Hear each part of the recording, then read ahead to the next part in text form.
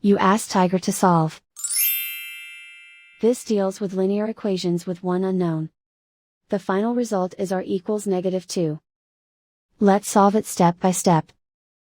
Simplify the expression. Expand the parentheses. Simplify the arithmetic.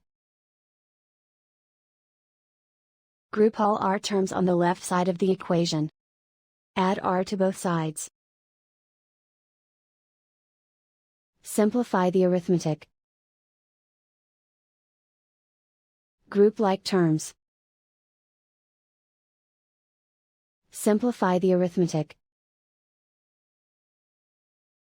Isolate the r. Divide both sides by -5. Cancel out the negatives.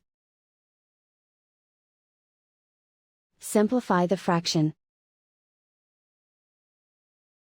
Move the negative sign from the denominator to the numerator.